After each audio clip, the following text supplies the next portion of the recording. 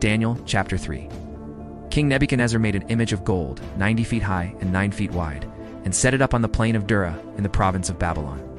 He then summoned the satraps, prefects, governors, advisors, treasurers, judges, magistrates, and all the other provincial officials to come to the dedication of the image he had set up.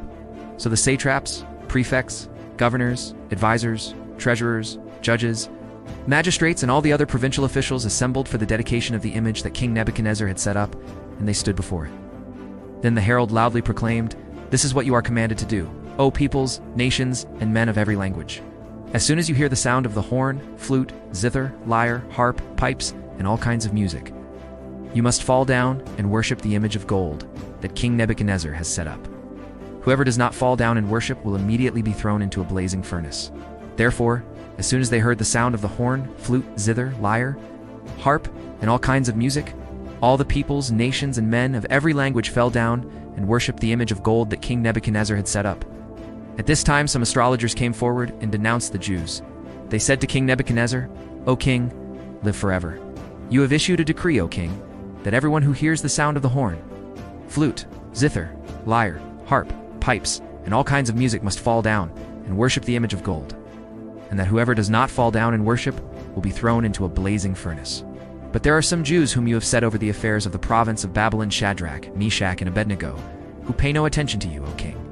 They neither serve your gods nor worship the image of gold you have set up."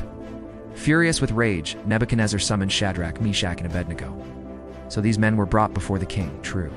And Nebuchadnezzar said to them, "Is it Shadrach, Meshach, and Abednego, that you do not serve my gods or worship the image of gold I have set up? Now when you hear the sound of the horn, flute, zither, lyre, harp, pipes, and all kinds of music, if you are ready to fall down and worship the image I made, very good. But if you do not worship it, you will be thrown immediately into a blazing furnace. Then what God will be able to rescue you from my hand?" Shadrach, Meshach, and Abednego replied to the king, "O Nebuchadnezzar, we do not need to defend ourselves before you in this matter. If we are thrown into the blazing furnace, the God we serve is able to save us from it, and he will rescue us from your hand, O king. But even if he does not, we want you to know, O king, that we will not serve your gods or worship the image of gold you have set up." Then Nebuchadnezzar was furious with Shadrach, Meshach, and Abednego, and his attitude toward them changed. He ordered the furnace heated 7 times hotter than usual, and commanded some of the strongest soldiers in his army to tie up Shadrach, Meshach, and Abednego, and throw them into the blazing furnace. So these men, wearing their robes, trousers, turbans, and other clothes, were bound and thrown into the blazing furnace. The king's command was so urgent, and the furnace so hot, that the flames of the fire killed the soldiers who took up Shadrach, Meshach, and Abednego. And these 3 men, firmly tied, fell into the blazing furnace. Then King Nebuchadnezzar leaped to his feet in amazement and asked his advisors, "Weren't there 3 men that we tied up and threw into the fire?" They replied, "Certainly, O king." He said, "Look, I see 4 men walking around in the fire, unbound and unharmed, and the 4th looks like a son of the gods."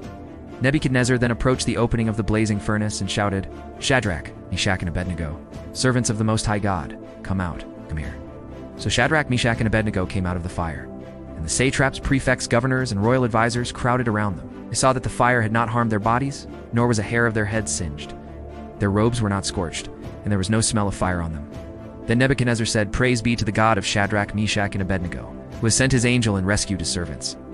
They trusted in him and defied the king's command, and were willing to give up their lives rather than serve or worship any god except their own God.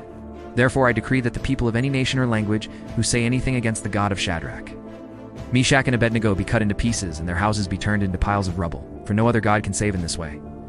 Then the king promoted Shadrach, Meshach, and Abednego in the province of Babylon.